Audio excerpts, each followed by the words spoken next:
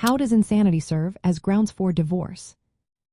Imagine living with someone whose mental health condition makes everyday life impossible. That's when family law steps in to help with divorce options. When a spouse suffers from a serious mental illness that cannot be cured, it can be used as a reason to end the marriage. This is called insanity as grounds for divorce.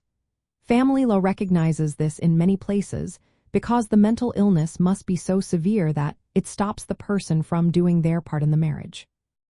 To use insanity as a reason for divorce, the illness must be diagnosed by qualified medical professionals like psychiatrists or psychologists. The diagnosis must show that the mental disorder is permanent or incurable.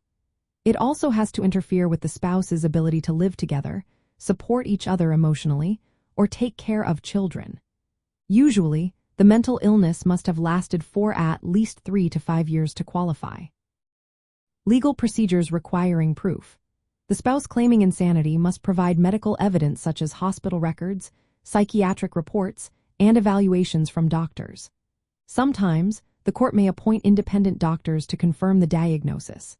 If the mentally ill spouse has been confined to a mental health facility for a continuous period, like 3 years, that can also support the case. Witnesses who know the spouse well might be asked to testify about their condition. In some cases, the sane spouse might need to live separately from the mentally ill spouse for a certain period before filing for divorce. Since insanity is a fault-based ground, the person claiming it must prove that the mental illness caused the marriage to break down. Family courts may appoint a guardian to representing the mentally ill spouse during proceedings to protect their rights. It's important to note that insanity cannot be used as a way to prevent divorce. The law generally allows divorce even if one spouse is mentally ill. Proving insanity as grounds can be complicated and often requires both legal and medical help. Some jurisdictions also offer no-fault divorce options, which do not need proof of mental illness.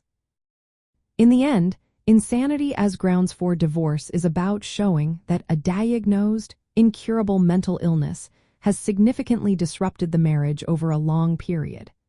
It involves gathering strong medical evidence and following specific legal steps to get approval from the court.